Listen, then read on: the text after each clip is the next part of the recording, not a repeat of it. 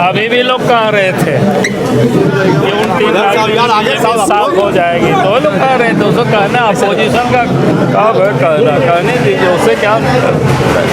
जिन लोगों ने आज तक अपने लिए, परिवार के लिए, पैसे के लिए राजनीति किया, अब जनता उन लोगों को पहचान चुकी है।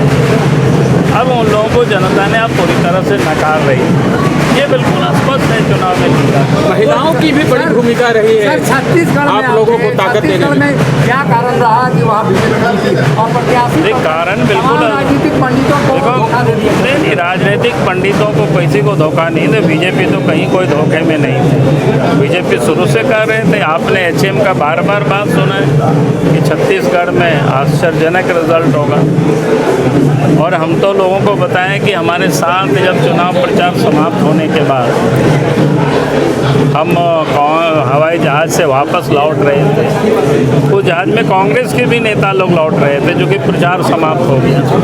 और उन लोगों ने बताया कि नहीं, पहले आप लोग कमज़ोर थे, लेकिन अब कड़े टक्कर में आ गए। जबकि उस समय 7 तारीख ही बीता था, यानी फर्स्ट फेज का चुनाव के प्रचार अभियान समाप्त हुआ था।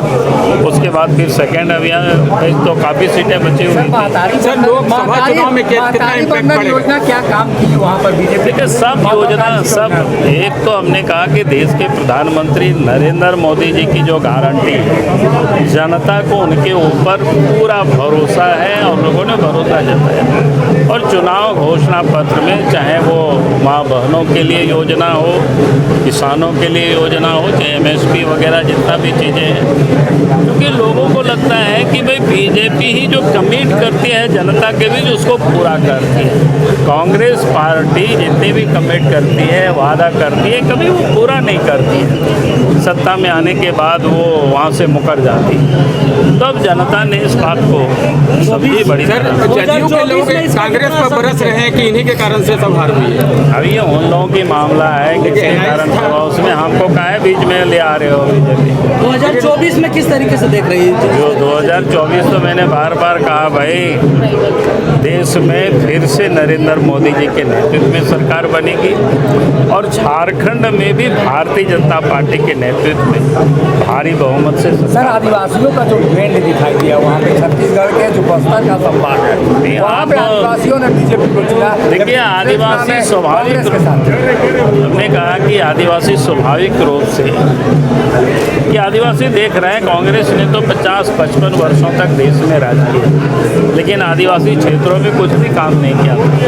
आदिवासी के गांवों तक ना सड़कें थी, ना घरों तक बिजली था, ना पानी था, कोई सुविधाएं नहीं थी। लेकिन जब देश में और प्रदेशों में बीजेपी के नेतृत्व में सरकार बनी, तो जंगल में जहां आदिवासी रहते हैं वहां तक सड़क भी पहुंचे, नदी नाला में पुल पुलिया भी बना, और जहां घरों तक बिजली नहीं पहुंची थी वहां भी बीजेपी ने, वहां भी नरेंद्र मोदी जी की सरकार ने बिजली पहुंचा दी।